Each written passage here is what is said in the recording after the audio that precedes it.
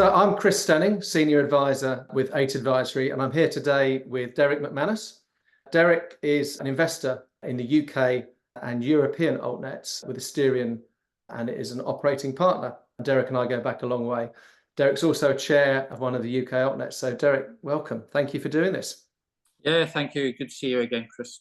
Yeah, nice to see you too. So you've been through the report, Derek. Just tell me what you took from it.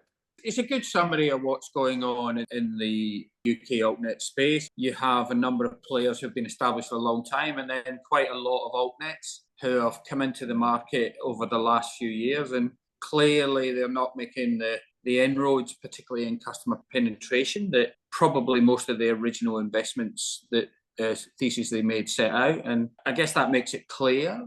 There's a few reasons for that. One, most Altnets, when they set out, were kind of valued more by the infrastructure that they built. So the number of homes that they passed, and a lot of the Altnets have built up more engineering exercises than necessarily commercial. So therefore, they're not really put the attention early on the commercial aspect of attracting customers. Two, the bigger Altnets, particularly if there's overbuild, have worked hard to secure the customers that they've already got, making churn and success for the Altnets quite difficult. And then three, as a customer, buying a product that's so vital to kind of your home life, whether it's your social life or if you work from home, your job as well, from a brand that you don't necessarily recognise is quite a shift. Now, there are a number of people who are quite happy to do that. Those are normally the early adopters. But as you get further into your target base, then customers are a little less willing to buy from a brand that they don't readily recognise. So I think it's a combination of all those things. And I think you've highlighted, particularly statistically, the gap that UK Altnets as a rival to the big players is currently experiencing. Yeah. So, I mean, do you think that sort of summarises why the penetration's so low, or do you think there's anything else that's at play here? No, I think for me, those are the three big factors. You'll see now is more of them are turning their focus to penetration and winning customers. You'll see a lot more innovation in commercial offerings, a lot more innovation in how they approach the market, and a lot more flexibility in terms of what they're prepared to charge.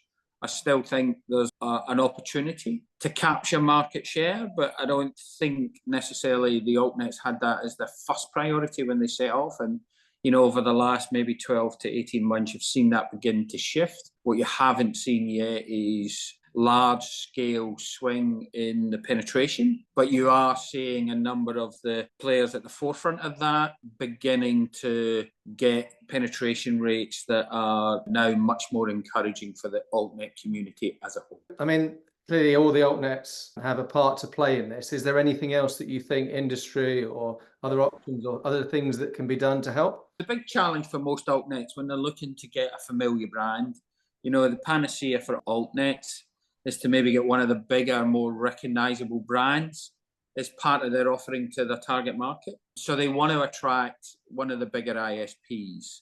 And I'd say pretty much every Altnet that has wholesale is either their entire focus or part of the focus, has a plan to somehow get one of those big Altnets onto their network. The challenge for the ISPs, however easy each Altnet thinks they're making integration, is that they're picking from 100 and odd different interfaces. And that creates a real challenge because, you know, it takes the same amount of effort to interface to a bigger network provider and therefore open yourself up to a larger customer market than it does for a smaller one. So ISPs have naturally been focused in on the biggest return for their integration effort and therefore the biggest Altnets. And I just so happen to be involved in a software business called X3T that's trying to do that very thing, which is to create a standard interface between the Altnets and the ISPs.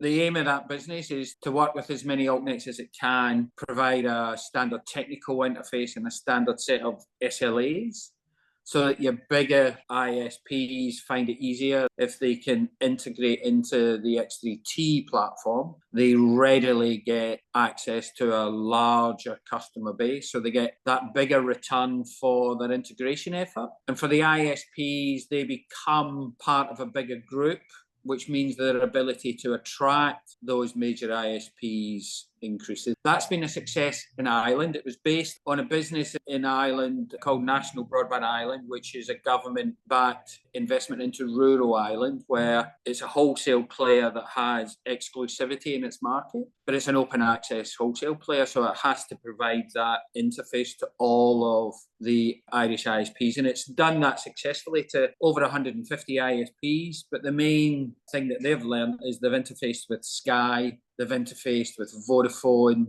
and they've interfaced with Virgin Media in the Irish market. So they have that experience, and those businesses have that experience with the software. It's only just started to enter into the UK market, but I think the theory is really sound, right? Make it easy for ISPs to become part of your market attracting efforts by creating an interface that they can easily join. And for the ISPs, it also becomes easier because for a small amount of effort, they get access to a bigger pool. I think that should help. The theory for me is very sound. Obviously, I understand the challenges of Altnets, being the chair of one myself. And it's now just a process of working with and encouraging Altnets to join. And it's a little bit of a chicken and egg. So we need to get some Altnets to gather together to create scale. And then I think you'll get the major ISPs joining quickly. And then hopefully once they've joined, more Altnets will want to be part of that club, if you like. And then the ability to compete readily with the biggest wholesale players in the market, I think will change quite significantly. It certainly addresses that challenge of every Altnet having a slightly different interface and every big ISP or the big five going, well, hang on a minute, how do I consume all this stuff? So a bit of matchmaking almost, isn't it? And it's just making life easy, right? For an ISP, they only have a certain amount of bandwidth and certain amount of intention. For them to be able to plug into something that creates the biggest return in terms of the market they can therefore attract is just common sense. Yeah. And generally, as I said before, one of the key factors that Altnets struggle with is that recognizable brand for the customers that they're trying to attract. And if they can get a major ISP with a brand that they recognize, I think that is a win-win for both parties. And it can only create a much more competitive landscape in the UK, which I think benefits the players, but ultimately benefits the customer. Well, I think what we showed in our report is that 9 out of 10 people in the UK are buying from one of those 5 big brands.